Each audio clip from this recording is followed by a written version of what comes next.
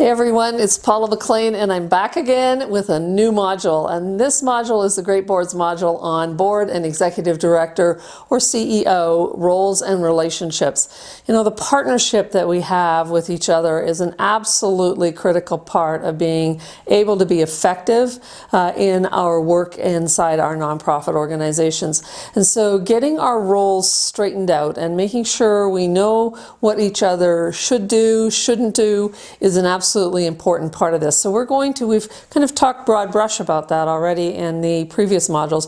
We're going to go right down into the details in this particular module. So let's start off with 4 key concepts. 2 are going to be in this lesson and 2 in the next lesson. The first concept, and we can thank our friend, the governance guru, John Carver, for this one, is that the board has only one employee, and that, of course, is the executive director or the CEO. Everyone else in the organization reports to the executive director or a senior manager or someone else inside the organization. So depending on your structure and size, if you're a small organization, everyone might report to a full or a part-time executive director. If you're a much larger organization, of course, you have programs and services, and they're typically supervisors, team leaders, managers, senior managers, and then executive director. So the reporting lines are described in the organizational chart, but remind yourself that the executive director is the only person in a nonprofit structure that reports directly to the board. This is a partnership, and it's a hand-in-glove partnership. It's a relationship that we need to continue to work on, like all relationships, to make sure that communication flows, that we understand each other's responsibilities, that we give each other credit and flexibility, but in the board's case, that we also hold the executive director accountable. So what is the board's role then in this partnership? The board's role is to hire, to direct the work of, to support, and to give feedback to the executive director or CEO, and then also evaluate, and if the performance is not what we want to see, to give feedback again about that performance, and in rare cases to provide critical feedback called disciplinary action, verbal warnings, written warnings, and in very rare situations to dismiss or terminate the employment of the executive director or CEO, something that we would really like to avoid. If we do everything upstream of that well, dismissal should be completely and totally unnecessary. The board must create governance policies, and we've talked lots about that. We're going to talk in the next module about how to create those governance policies, so we'll bind down in more detail. The governance policies and the practices of those policies tell the board how it will manage itself. So that's a really helpful part of this, and it really supports the relationship between the executive director and the board. The board has to have clarity on the foundation parts in order to be able to create a strong, long-term and positive relationship.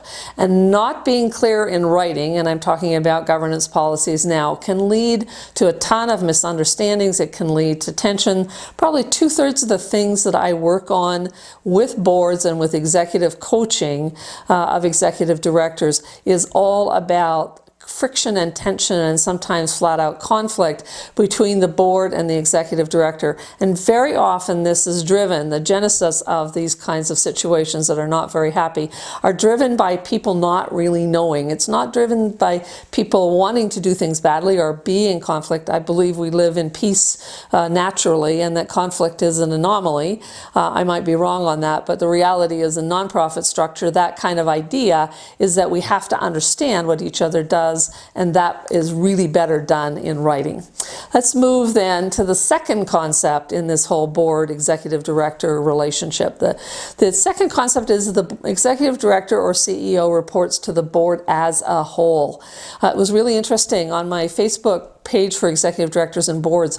I did this little poll, and I asked, who do you report to, or who does your executive director report to, on a Facebook poll?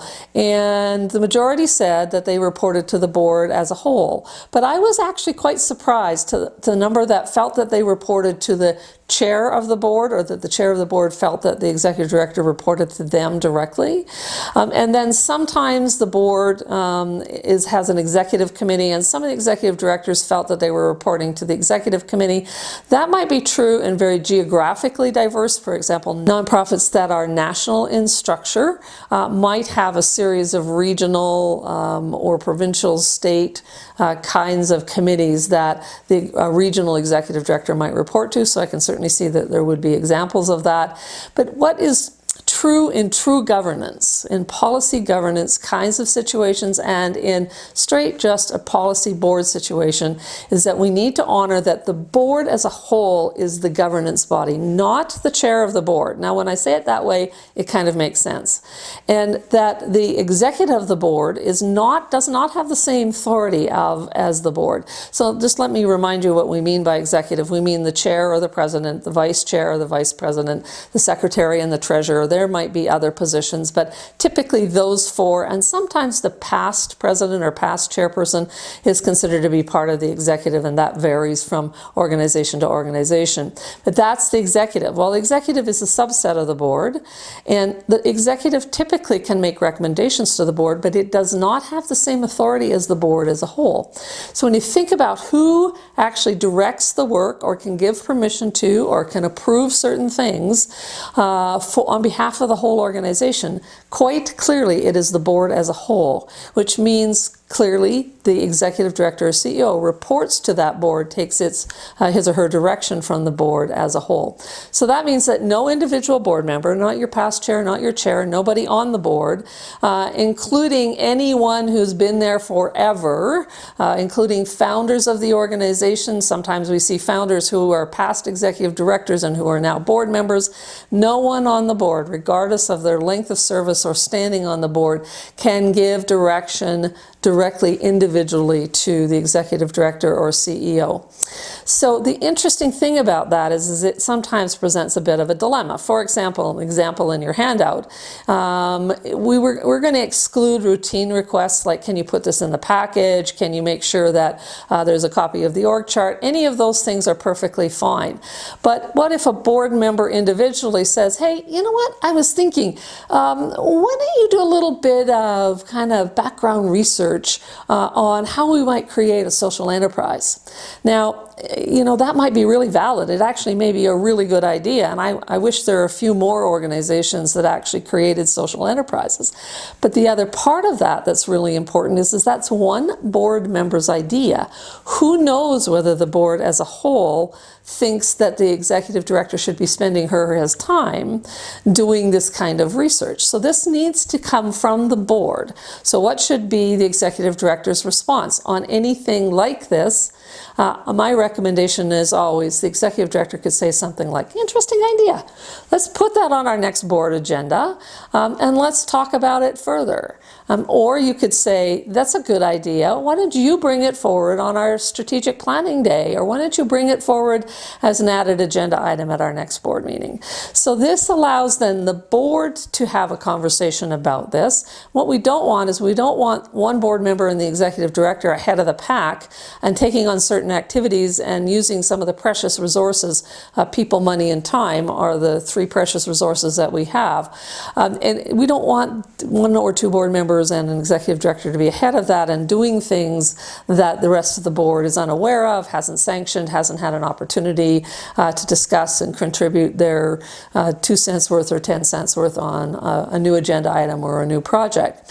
So within this concept, when we think about the executive director takes direction from the board as a whole, then we also know that the board as a whole receives the executive director's reports. And some of the ways that we report to our board as the paid senior manager of the organization are the ones that, I mean, this is not rocket science again, obviously regular written reports, very often a verbal report at board meetings that go with that, financial statements that come from the operating senior management of the organization, outcomes and reports, things that measure the results of the agency, agency or the organization's services, evaluation and accreditation results, the results of satisfaction surveys of both employees, we sometimes call them employee engagement surveys, as well as the participants, the clients or the consumers, the users of our services.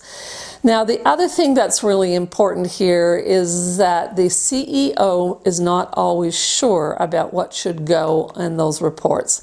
So what we want to do is we want to make sure, at least annually, that we have it can be a 5-minute conversation, or sometimes it takes 30 or 40 minutes for the board and the executive director to say, am I reporting on the things that you want? And for the board to say, are we getting the things that are important? I would caution you not to be monitoring operations, but to be monitoring results and outcomes. This is a much more important thing. The results of your strategic goals, the results of your programs, the results of the things that you're doing to support whoever you serve in your organization. So we need to be careful when we're an executive director that we not lead the board into operational areas by providing too many operational details. Now, that said, it's still okay to report on things like employee turnover, but what we want to do is report on aggregate employee turnover, the number of people who have left the organizations, broken down, for example, by the reasons for them leaving. They retired, they were medically unable to continue to work, they're on maternity leave, any of those things. But gather them up as summary numbers, and don't be talking about, well, Mary Smith will be leaving on maternity leave in the beginning of November. It doesn't work that way, and that is inviting the board into operations. And let me tell you, you don't want your board in operations if you're an executive director.